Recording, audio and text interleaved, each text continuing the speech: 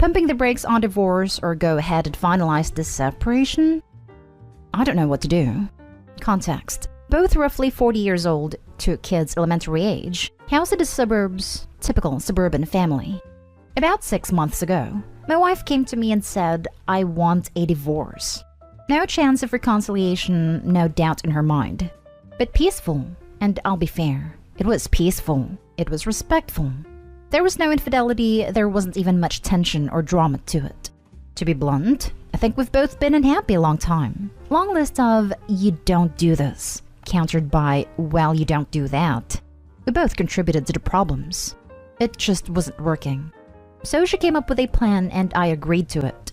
Told our friends and family what's happening, including our kids. Totally embarrassing and humiliating to go through that. Sold the old house and moved to an apartment, while she bought a more modest home she could afford. We settled on a parenting/custody arrangement and child support admin. No lawyers, all mediated, all relatively peaceful.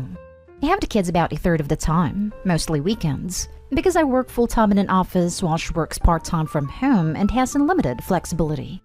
All of this has pretty much nuked my life.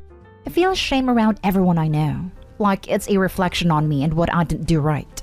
I sold a house I loved, in a neighborhood I loved, with neighbors I loved and hung out with all the time.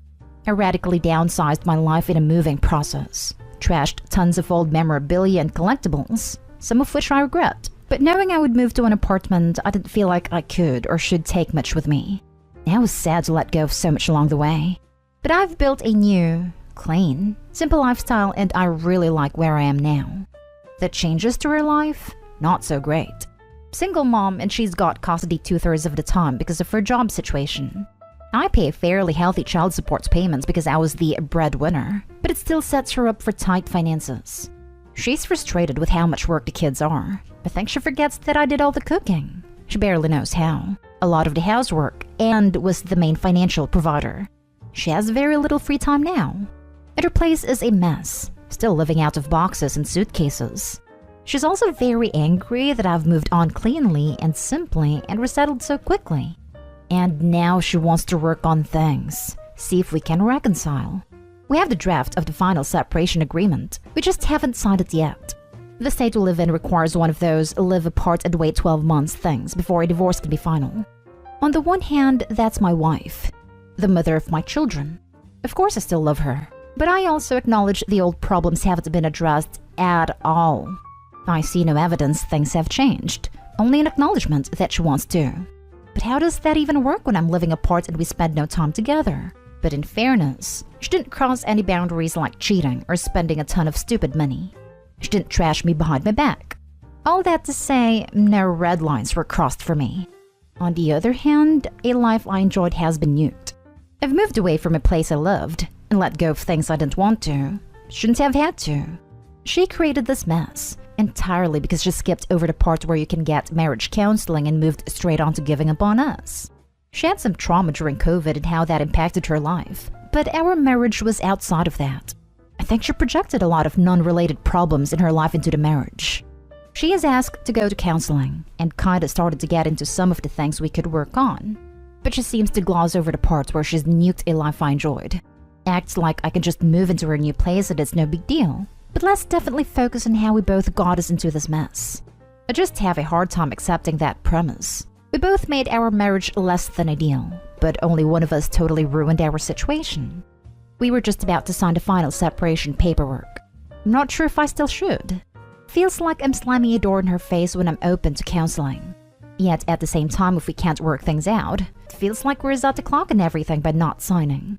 And my confidence is low because I still don't think she's accepting how much she's escalated the situation by handling this so poorly. Sorry for length. Appreciate the sanity check. I appreciate perspectives that challenge me to think about things differently, so fire away. Now for the top advice. Sign it and be done. She doesn't want you. She just doesn't like how much harder her life is without you there to pick up the slack for her. She's been selfish throughout the entire thing. Only thinking about herself, what she wants, what she's had to deal with since the separation she asked for. She has done all of the taking and none of the giving or trying. This isn't a relationship worth trying to save because she doesn't care about anyone but herself. She's been selfish throughout the entire thing. Totally fair and accurate statement. But it is selfish of me to not consider that perhaps she can change, improve, get better, or that there are significant impacts to my children. Those kids are my sacred responsibility in life. Sure, my marriage wasn't perfect, but it also wasn't hostile or violent, and my kids had it great. I don't want to give them a fake life, but I struggle to see how this doesn't hurt my relationship with them. I see them so much less. Yet at the same time, I see no path to keeping my job and doing more than I am. Catch-22. From what I can read, Opie, be very careful. If you do want to reconcile, make sure it's a two people's effort. She only realized what she lost once she was alone and pretty much broke. I'm not saying she only wants you for that, but I think it plays a role. Couples counseling seems like a great idea to resolve the problems you guys have, and if you do end up reconciling, maybe make her compromise so you don't do everything around house. Good luck, Opie. She only realized what she lost once she was alone and pretty much broke. Does it make me a bad person that I want her to live in this reality for more than the month that has passed? I simultaneously worry that the longer it goes on, the more she'll build resentment and slash or move on. Then again, wake-up calls are needed. I'm enjoying my version of life a lot. Also, problematic in its own way. I think that the last two sentences are the ones that would give me pause. It sounds like you are kind of happier now that you are apart. The biggest regrets I've seen in your post aren't not being with her, but selling your house and downsizing. You seem almost happier to be living on your own. Marital counseling is great and all, but it seems like the ship has almost sailed. Do you have a signed separation agreement? If the agreement is final and enforceable, it may make sense to give the counseling a hot before finalizing the divorce, but you don't want to be in a worse position for having tried to work things out. Drafted but unsigned, and thus the separation clock hasn't started, and it's entirely unenforceable. That's part of why I do want to sign it. Protect myself, pen to paper on commitments. Can't walk it back or change it if counseling doesn't work. Next story is titled, My wife locked me out of the house on our anniversary night because she didn't like the gift I brought for her. 4 days ago was mine, male 30, and my wife's, female 27, third wedding anniversary. She loves jewelry, and every year I'd bring her jewelry. But this year I've been dealing with debts and spent all my money to fix my car that was broken for 4 months. I didn't buy her jewelry this year, but I did buy her something that I thought she'd find nice, which is a vase that cost me about $65. We were having a small celebration on dinner. I got home in the evening and found her setting up dinner table with candles and flowers. She was dressed nicely, while I was just wearing my work clothes, which she found okay-ish. After dinner, she gave me a gift which was a $45 shoes. I handed her the gift I got her, and a smile quickly disappeared from her face. She asked why I didn't get her a piece of jewelry, and I said I didn't have enough money to buy a decent piece and this stuff is expensive. She got upset, saying I always get her jewelry, but I explained money was tight and car needed fixing. She remained upset for a while, then went back to normal. Later, she asked if I could take the trash out, and I agreed. I placed a trash bag outside, then was headed back inside, but the door was locked. I kept moving the doorknob, but it was obviously locked, which got me hella confused. I didn't have a copy of the key on me, so I called my wife to let her know I was outside and the door was somehow locked, but she hung up. Then showed up from the window and shouted that I should stay outside after I made her an afterthought, and prioritize my car over her and getting her a vase. I was stunned. I asked if she deliberately locked the door, and she said yes, to teach you a lesson. I told her to quit messing around and open the door, but she refused, saying that she made dinner, set up romantic atmosphere, dressed nicely for me, and made effort for our wedding anniversary. But I didn't do half of the things she's done and didn't get her the gift she wanted. So for that, I should spend a night somewhere else. I lashed out and called her petty to lock me out of my own house over a piece of jewelry. She told me that I should get a hotel room and go F myself, and I angrily responded that I'd gladly do so. But I ended up sleeping in the car since the garage was locked as well. The next day, she complained about how I wronged her, acted rudely by lashing out and wanted an apology. But I haven't apologized. Now she's cold shouldering me. Wow. Sometimes I think my marriage is awful. And then I come here and then I'm like, meh, I'm fine. Yep, makes me appreciate what I have when I see what some people put up with. I kinda use this sub the same way. Love providing advice, but I often think, as horrible as things get for me sometimes, at least I'm not that guy/girl. Now download some generic divorce documents off the internet and paper mache the vase in them. And put them in a jewelry gift box. Say, "Sorry, honey, I was so stupid. Thank you for teaching me that lesson. I went and got you the gift you truly deserve." The entitlement is strong in this one. I predict you won't make it to your 4th anniversary. They will, because Opie doesn't appear to have a spine. This crap shouldn't be put up with by anyone. She'll continue to whip him into submission for the next 10 years until she sucks him dry of every ounce of his humanity. I hope you return the vase. Return the vase? Oof. Should be asking if can he return the wife instead. It's obviously an overreaction on her part, but we only have a side of the story. A lot of Reddit is, "OMG, look what my partner did. That was way over the top. So ridiculous, right?" When realistically, people tend to lash out in over-the-top ways when they've been provoked. Maybe that's not the case here. Maybe Opie's a perfect husband, but it's pretty awful to have your wife set everything up for the anniversary, make dinner, get dressed up for you, and then you get her a vase. A vase isn't for her, it's for the house. There's cheaper, decent quality jewelry you can get for $60, or shoes, or anything else really. I'd be pretty pissed if my significant other gave me furniture as an anniversary gift too. Is there nothing else you know about your wife besides she likes jewelry? No hobbies, collectibles, guilty pleasures? Honestly, I can hardly think of a crappier gift than a damn vase unless she specifically collects them or something. It's like some generic woman gift. You could get her a gift certificate for a massage or a spa day. Did you get her flowers or a card? Why did she do 90% of the work and you showed up with a vase? I get that money's a hard thing to work around, but you can make it work. If you truly cared and felt terrible about the lack of money, a heartfelt card can mean a lot. I genuinely hope you at least gave her that. Now for the last story. Am I making a mistake or did I outgrow my husband? I, 33 female, met my 36 male husband when I was 20 and he was 23. Over the past years, I finished school, become reasonably successful in my career, and identified my goals.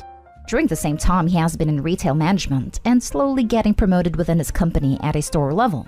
He has goals for promotion, but hasn't been interested in anything more, either professionally or personally. He is kind and supportive, but he does not understand what I do, does not ask me about my day, finds it hard to have deeper conversations about our future, and isn't interested in seeking higher education because he doesn't know what to do, but hasn't attempted to research or explore his options. Over the past few years, I've found myself having to remind him of small things. Some things consistent with ADHD, others not, like basic household chores, following through with the things he offered to do, or helping our families with the things he promised. When I try to have conversations in our future or his goals, it's vague and I have to pull information from him. When we first met, his kindness and flexible demeanor were positive attributes, but now I feel like I have to be the one to guide our future without any input from my partner. The decision fatigue from work makes this overwhelming, and honestly, not what I need anymore. All of this has been getting to me, and I feel more like his mother than his spouse. We spoke about what I need, conversations, household support, and feeling like I have grown and evolved into a different version of myself that I really like, and he only stated that he thought I was happy and feels blindsided. I asked him to show me he is willing and capable of growth, but I'm already questioning his ability for sustained change. I don't know what to do, other than admit I haven't been happy the last few years and I want out. Am I being too harsh? Or am I just realizing that I've grown into a different person in the 13 years we've been together, while my husband has remained all but the same? Now for the top advice. I feel more like his mother than his spouse. That's a big issue, and a huge reason people end up divorcing their partners. If you think it is worth giving your relationship a final chance, you could try suggesting couples counseling. But sometimes people just grow in ways that are mutually incompatible, and that's okay too. It sounds like you have already checked out of the marriage, and there's nothing wrong with that. Guy in a relationship makes you happy every day, probably enabling you to be the best you can be in your career. And once you get to a good level of success, you see him as beneath you. Why do you care if he goes back to school for higher education? Doesn't seem like you even know what he would go for. His current career path is taking him toward corporate retail, and that's a decent path with good money. I guess a business degree would help with that. Wonder how much time he would have for you during a full-time job and degree. Does your idea for a relationship look like two people constantly moving up in their career at the same pace? Doesn't sound like you have much time for each other. Maybe your idea is that the man carries the woman financially, and you're disappointed that you make more. Don't even know if you do actually. Maybe you just don't like his job. You didn't outgrow him. You grew an insufferable ego. I think it might go beyond this. Your post resonates a lot with me. I had a boyfriend in high school and a bit after who was very nice. He was always proud of me. I'm going to college, I just got a new job, I'm so smart. He would really build me up, but he never did anything to improve himself. He was content with where he was in life, but proud of me for doing better. He would often say I was out of his league, which was when I had to encourage him and help his self-confidence. He would joke about how I'm going to be the breadwinner. He was perfectly happy already, while I was still striving to do better. I was ambitious and driven. He was happy living in his mom's house. He seemed happy I would be the breadwinner so he wouldn't have to work so hard. I decided that might be a fundamental incompatibility and ended the relationship. From what I hear, he found a girlfriend a few months later. They're married. They have a toddler, they live in her mom's basement, they have 2 pretty nice vehicles, a muscle car and a pickup truck, both pricey models. Knowing the jobs they have, their household income is probably half of my individual income. I'm married. Husband and I are happily child-free. Live in our own condo, plus have a progress into a down payment. Single vehicle between the 2 of us that is nice quality and has many features, but is not flashy. We have both been promoted at work every 1 to 2 years, and our income reflects that. I know I come off as a braggart, and I'm sorry for that. But my point is that my ex is very happy with his life, and I'm very happy with mine. They're diametrically opposed though. I wish I could be happy with what I have the way he is, but I'm not. And that has driven me to improve myself constantly. I'm happier for it, and I'm very proud of what I have accomplished. But I wouldn't have been happy if I had tried to do this with him. I would have felt like I was dragging a dead weight, and he would be unfulfilled that I never want to bear children and stop working so hard to spend quality time with him and a kid. We wanted different things. Our ideal life looked very different, even if he said what I wanted to hear to avoid losing me.